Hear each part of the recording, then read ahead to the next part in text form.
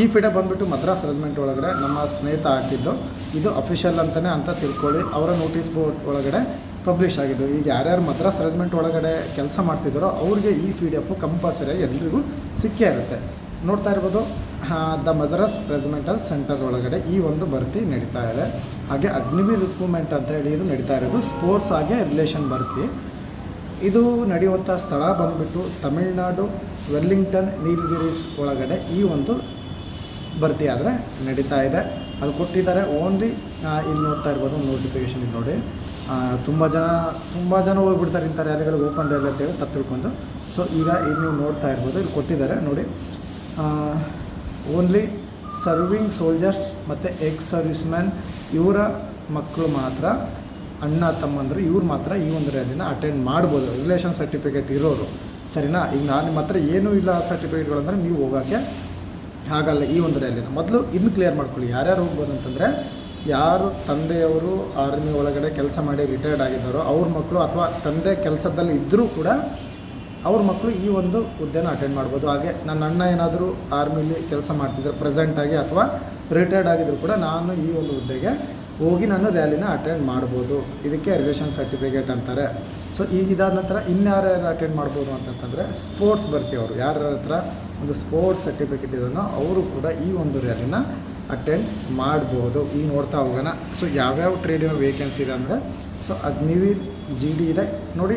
ಇದು ಬಂದುಬಿಟ್ಟು 4 ಇಯರ್ಸ್ಗೆ ಇರುತ್ತೆ. ಏನು ರಿಲೇಷನ್ ಭರ್ತಿ ಒಳಗಡೆ ಸೆಲೆಕ್ಷನ್ ಆಗ್ತಿರೋರಿಗೆ. ಹಾಗೆ ಸ್ಪೋರ್ಟ್ಸ್ ಎಂಟ್ರಿ ಕೂಡ ಇದೆ GD. ಹಾಗೆ ಅಗ್ನಿವೀರ್ ಕ್ಲರ್ಕ್ ಕೂಡ ಇದೆ, ಅಗ್ನಿವೀರ್ ಟೆಕ್ ಟ್ರೀಟ್ಮೆಂಟ್ ಕೂಡ ಇದೆ. ಈ ಜಾಸ್ತಿ ಹೇಳ್ಬೇಕಪ್ಪ ಅಂತಂದರೆ ಕನ್ಫ್ಯೂಸ್ ಆಗುವಂಥ ಅವಶ್ಯಕತೆ ಇಲ್ಲ. ಎಲ್ರಿಗೂ ಏನು ಈ ಒಂದು ಎಲಿಜಿಬಿಲಿಟಿ ಏನಿದೆ, ಹೈಟು ವೆಯ್ಟು ಎಲ್ಲ ನೀವು ನಾರ್ಮಲಾಗಿ ಏನು ರ್ಯಾಲಿ ಒಳಗಡೆ ಅಟೆಂಡ್ ಮಾಡ್ತಾರೋ ಅದೇ ರೀತಿ ಸೇಮ್ ಇರುತ್ತೆ. ಸ್ಪೋರ್ಟ್ಸ್ ಮೆನಿಗೆ ಮಾತ್ರ 2 ಇಂಚು ಕಡಿಮೆ ಇರುತ್ತೆ. ಹಾಗೆ ರಿಲೇಷನ್ ಏರಿಯರ್ಗೂ ಮೇ ಬಿ 2 ಇಂಚು ಕಡಿಮೆ ಇರುತ್ತೆ ಹೈಟ್ ತೊಗೊತಾರೆ. ಸೊ ನೋಡ್ತಾ ಇರ್ಬೋದು, 1ನೇ ತಾರೀಕು ಆಗಸ್ಟಲ್ಲಿ 2ನೇ ತಾರೀಕು ಆಗಸ್ಟ್ ಸ್ಪೋರ್ಟ್ಸ್ ಟ್ರಯಲ್ ಇರುತ್ತೆ. ಸೊ ಸ್ಪೋರ್ಟ್ಸ್ ಸೆಲೆಕ್ಷನ್ ನಡೆಯುತ್ತೆ. ಇದಾದ ನಂತರ ಕರ್ನಾಟಕದವರು 5ನೇ ತಾರೀಕು, ಸೊ ಇಲ್ಲಿ ನೋಡ್ತಾ ಇರ್ಬೋದು, ಕರ್ನಾಟಕದವರಿಗೆ 5ನೇ ತಾರೀಕು ರ್ಯಾಲಿ ಇದೆ. ನೀವು ಅಲ್ಲಿ ಹೋಗ್ಬಿಟ್ಟು ಡಾಕ್ಯುಮೆಂಟ್ ವೆರಿಫಿಕೇಷನ್ ಅವೆಲ್ಲ ಪ್ರೊಸೀಜರ್ಗಳಿರುತ್ತೆ. ಸೊ ಒಂದು ಸ್ವಲ್ಪ ಬೇಗನೆ ಹೋಗಿ 5ನೇ ತಾರೀಕು ಕೊಟ್ಟಿದ್ದಾರೆ, 4ನೇ ತಾರೀಕು ಹೋಗ್ಬಿಟ್ಟು ಅಲ್ಲೆಲ್ಲ ತಿಳ್ಕೊಳ್ಳಿ ಏನು ನಡೀತಿದೆ ಏನಿಲ್ಲ ಅಂತೇಳಿ. ಇದಾದ ನಂತರ ಡಾಕ್ಯುಮೆಂಟೇಷನ್ ಇದೆ, ಮೆಡಿಕಲ್ ಇದೆ, ಎಕ್ಸಾಮ್ ಇದೆ ನೋಡಿ. 6ನೇ ತಾರೀಕು 7ನೇ ತಾರೀಕು ಡಾಕ್ಯುಮೆಂಟ್ ಇದೆ, 8ನೇ ತಾರೀಕು ಮೆಡಿಕಲ್ ಇದೆ, 3 ಅಥವಾ 4ನೇ ಇದರೊಳಗಡೆ ನಿಮಗೆ ಎಕ್ಸಾಮ್ ಇರುತ್ತೆ. ಸೊ ಇಷ್ಟೇ ಇದು ಸೆಲೆಕ್ಷನ್ ಪ್ರೊಸೀಜರ್ ಆಗಿರುತ್ತೆ. ಸೊ ಇದಾದ ನಂತರ ಸ್ಪೋರ್ಟ್ಸ್ ಇರೋರು ಯಾರ್ಯಾರು ಹೋಗ್ಬೋದು ಅಂತ ಹೇಳ್ತಿದ್ದೀನಿ ನೋಡಿ. 1ನೇ ತಾರೀಕು ಅಥ್ಲೆಟಿಕ್ಸ್, ಎಲ್ಲ ರೀತಿಯಾದ ರನ್ನಿಂಗ್ ಇರೋರು, ಮೆಡಲ್ ಆಗಿರಬೇಕು 2 ವರ್ಷದೊಳಗಡೆ ನೀವು, ಅದು 2 ವರ್ಷದೊಳಗಡೆ ನೀವು ಅಚೀವ್ ಮಾಡಿದರೆ ಮಾತ್ರ. ಇದಾದ ನಂತರ ಸ್ಪೋರ್ಟ್ಸ್ ಕ್ಲೈಂಬಿಂಗ್ ಅನ್ನೋ ಒಂದು ಇವೆಂಟ್ ಇರೋರು, ಶೂಟಿಂಗ್ ಸ್ಪೋರ್ಟ್ಸ್ ಇರೋರು. ಇದಾದ ನಂತರ 2ನೇ ತಾರೀಕು ಬಂದುಬಿಟ್ಟು ಗೇಮ್ಸ್ ಇದೆ. ಸೊ ಬಾಸ್ಕೆಟ್ಬಾಲ್, ವಾಲಿಬಾಲ್, ಫುಟ್ಬಾಲ್ ಮತ್ತು ಹಾಕಿ ಈ ಒಂದು ಸ್ಪೋರ್ಟ್ಸ್ ಇರೋರು ಹೋಗ್ಬೋದು. So education normal 10th pass ಆಗಿದ್ದರೆ ಸಾಕು GD ಮತ್ತು ಸ್ಪೋರ್ಟ್ಸಿಗೆ. ಸೊ ಏಜಿನ ಬಗ್ಗೆ ಕ್ಲಿಯರ್ ಮಾಡಿಕೊಡ್ತೀನಿ ನಿಮಗೆ. ಸೊ ಏಜ್ ಬಂದುಬಿಟ್ಟು ಏಜ್ ಬಗ್ಗೆ ನೋಡೋದಾದರೆ 17 ವರೆಯಿಂದ 21 ವರ್ಷದೊಳಗಡೆ ಇರೋರು ಈ ಒಂದು ಹುದ್ದೆಗೆ ಅಪ್ಲಿಕೇಶನ್ ಹಾಕ್ಬೋದು. ಎಲ್ಲ ಟ್ರೇಡಿಗೂ ಸೇಮ್ ಇದೆ ಅಪ್ಲೈ ಆಗುತ್ತೆ. ಇದಾದ ನಂತರ 1 ಅಕ್ಟೋಬರ್ 2004, 1 ಏಪ್ರಿಲ್ 2008 ಒಳಗಡೆ ಯಾರ ಡೇಟ್ ಆಫ್ ಬರ್ತ್ ಇದೆಯೋ ನೀವು ತಪ್ಪದೆ ಈ ಒಂದು ರ್ಯಾಲಿನ ಅಟೆಂಡ್ ಮಾಡಿ. ಡೇಟ್ ಅಂತ ಕ್ಲಿಯರ್ ಆಯಿತು. ಇದಾದ ನಂತರ ನೆಕ್ಸ್ಟ್ ಬಂದುಬಿಟ್ಟು ಇವೆಲ್ಲ ನಾರ್ಮಲಾಗಿ ಇಷ್ಟೊಂದು ತಲೆ ಕೆಡಿಸೋ ಅವಶ್ಯಕತೆ ಇಲ್ಲ. ಯಾವ್ಯಾವ ಇಂಪಾರ್ಟೆಂಟ್ ಇದೆಯೋ ಅಷ್ಟನ್ನು ಮಾತ್ರ ಹೇಳ್ತಾ ಇದ್ದೀನಿ. ಸೊ ರಿಲೇಷನ್ ಸರ್ಟಿಫಿಕೇಟ್ ಇರೋದು ನಿಮಗೆ ಗೊತ್ತಿರುತ್ತೆ, ನಿಮ್ಮ ಅಪ್ಪ ಅಥವಾ ನಿಮ್ಮ ಅಣ್ಣ ಅವ್ರಿಗೆ. ಸೊ ನಿಮಗೆ ಕಾಮನ್ ನಾರ್ಮಲಾಗಿ ನಿಮಗೆ ಮಾಡಿಸ್ಕೊಡ್ತಾರೆ. ಅದನ್ನ ಕೆಲವೊಬ್ಬರ ಹತ್ರ ಆಲ್ರೆಡಿ ಇರುತ್ತೆ. ಹೈಟ್ ಬಗ್ಗೆ ಆಗಲೇ ನಾನು ಹೇಳಿದೆ ನಿಮಗೆ. ಸ್ಪೋರ್ಟ್ಸ್ ಮೆನ್ ಅವ್ರಿಗೆ ಸೊ 2 ಸೆಂಟಿಮೀಟ್ರ್ ಕಡಿತಾ ಇರುತ್ತೆ, ಕಮ್ಮಿ ಇದ್ದರೂ ನಡೆಯುತ್ತೆ. ಇದಾದ ನಂತರ ಚೆಸ್ಟಲ್ಲಿ ಕೂಡ 3 ಸೆಂಟಿಮೀಟ್ರ್ ಕಡಿಮೆ ಇದ್ದರೂ ನಡೆಯುತ್ತೆ. 5 kg ವೆಯ್ಟ್ ಕೂಡ ನಿಮಗೆ ಕಡಿಮೆ ಇದ್ದರೂ ಕೂಡ ನೀವು ಸೆಲೆಕ್ಷನ್ ಆಗ್ತೀರಾ. ಫಿಸಿಕಲ್ ಫಿಟ್ನೆಸ್ ನೋಡೋದಾದರೆ ಇಲ್ಲಿ ನೋಡ್ತಾ ಇರ್ಬೋದು, ಗ್ರೂಪ್ 1ನಲ್ಲಿ 6 ನಿಮಿಷ ಇದೆ, ಗ್ರೂಪ್ 2ಅಲ್ಲಿ 6ರಿಂದ ಮೇಲ್ ಬಂದರೆ 6 ನಿಮಿಷ 15 ಸೆಕೆಂಡ್ ಒಳಗಡೆ, ಗ್ರೂಪ್ 3 ಬಂದುಬಿಟ್ಟು 6 ನಿಮಿಷ 30 ಸೆಕೆಂಡ್ ಒಳಗಡೆ, ಗ್ರೂಪ್ 4 ಬಂದುಬಿಟ್ಟು 6 ನಿಮಿಷ 45 ಸೆಕೆಂಡ್ ತನಕ ಸೊ ಹಿಡಿತಾರೆ. ಅದ್ರ ತಕ್ಕನಾಗಿ ಮಾರ್ಕ್ಸ್ ಕೂಡ ಕೊಟ್ಟಿದ್ದಾರೆ ನೋಡ್ತಾ ಇರ್ಬೋದು. ಹಾಗೆ ಫುಲ್ ಅಪ್ಸ್ ಬಂದುಬಿಟ್ಟು 10 ಹೊಡೆದ್ರೆ 40 ಮಾರ್ಕ್ಸ್, ಇಷ್ಟು ಕಾಮನ್ ಆಗಿರುತ್ತೆ. ಹಾಗೆ 9 ಫೀಟ್ ಈಸು ಇನ್ನು ಉಳಿದೆಲ್ಲ ಕಂಪಲ್ಸರಿಯಾಗಿ ಪಾಸ್ ಮಾಡಬೇಕು, ಜಿಗ್ ಅವೆಲ್ಲ. ಆಮೇಲೆ ಫಿಸಿಕಲ್ ಮೆಜರ್ಮೆಂಟ್ ಇರುತ್ತೆ, ಅದೆಲ್ಲ ನಡೆದೋಗುತ್ತೆ ನಿಮಗೆ. ಸೊ ಈ ಸ್ಪೋರ್ಟ್ಸ್ ಮೆನ್ ಅವ್ರಿಗೆ ಯಾವ ರೀತಿ ಅಂತಂದರೆ ನಿಮ್ಮ ಮೊದಲು ನಿಮ್ಮ ಗೇಮಿಂದು ಟ್ರಯಲ್ ಇರುತ್ತೆ. ನಿಮ್ಮ ಗೇಮಿಂದು ಟ್ರಯಲ್ ಇರುತ್ತೆ. ಇದಾದ ನಂತರ 1600 ಮೀಟ್ರ್ ರನ್ನಿಂಗ್ ಇರುತ್ತೆ. ಇದಾದ ನಂತರ ಮೆಡಿಕಲು, ಫಿಸಿಕಲು, ಎಕ್ಸಾಮ್, ಫೈನಲಿಸ್ಟ್ ಇದು ಕೂಡ ನಿಮಗೆ ಸೇಮ್ ಇರುತ್ತೆ. NCC ಮಾಡಿದವ್ರು ಕೂಡ ಬೆನಿಫಿಟ್ ಇದೆ. ಎ ಸರ್ಟಿಫಿಕೇಟ್ಗೆ 5 ಇದೆ, ಬಿದವ್ರಿಗೆ 10 ಇದೆ, ಸಿದವ್ರಿಗೆ 20 ಮಾರ್ಕ್ಸ್ ಇದೆ. ಹಾಗೆ RD ಪರೇಡ್ ಅಟೆಂಡ್ ಮಾಡ್ತೀರಿ 25 ಮಾರ್ಕ್ಸ್ ಇದೆ ಎಲ್ಲದರಲ್ಲೂ. SK ಟ್ರೇಡಲ್ಲಿ, ಕ್ಲರ್ಕಲ್ಲಿ, ಹಾಗೆ ಟ್ರೇಡ್ಮೆನ್ನಲ್ಲಿ.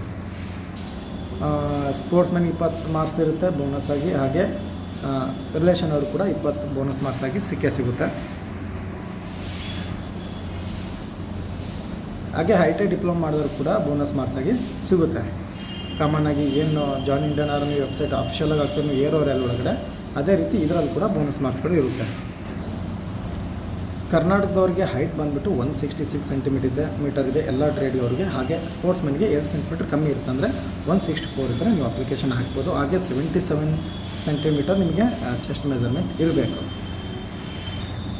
ಡಾಕ್ಯುಮೆಂಟ್ ಏನೇನು ಬೇಕು ಅಂತಂದರೆ ಫೋಟೋಗ್ರಾಫಿ 20 ಫೋಟೋಗಳನ್ನ ತಗೊಂಡು ಹೋಗಬೇಕು, ರೀಸೆಂಟ್ ಆಗಿರೋದು. ಹಾಗೆ ಅಫಿಡೇವಿಟ್ನ ಮಾಡಿಸ್ಕೊಂಡು ಹೋಗಿ. ಇದಾದ ನಂತರ ಎಜುಕೇಷನ್ ಬಂದುಬಿಟ್ಟು ನಿಮ್ಮ ಹತ್ರ ಒರಿಜಿನಲ್ ಸರ್ಟಿಫಿಕೇಟ್ಗಳನ್ನ ಆದಷ್ಟು ಪ್ರಯತ್ನ ಮಾಡಿ. ಇದು ಓಪನ್ ರಿಯಲ್ ಆಗಿರುತ್ತೆ, 2 ಸೆಕೆಂಡಲ್ಲಿ ತೆಗೆದು ಬಿಸಾಕ್ತಾರೆ. ಹಾಗಾಗಿ ಒರಿಜಿನಲ್ TC ಟ್ರೈ ಮಾಡಿ.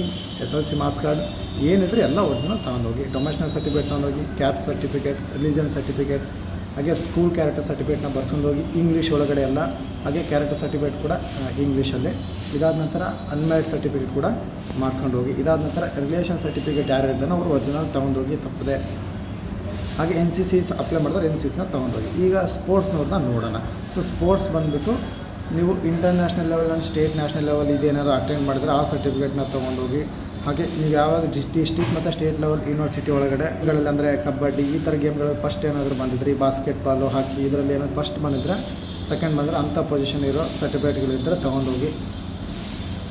ಇದಾದ ನಂತರ ಬೋನಸ್ ಮಾರ್ಕ್ಸಿಗೆ ITI ಸರ್ಟಿಫಿಕೇಟು, NCC ಈ ಥರದ ಏನೇನು ಒಂದು ಅಪ್ಲೈ ಆಗುತ್ತೆ ಅವನ್ನ ತಗೊಂಡೋಗಿ ಕಾಮನಾಗಿ. ಇಷ್ಟು ಡಾಕ್ಯುಮೆಂಟ್ಗಳಿರುತ್ತೆ.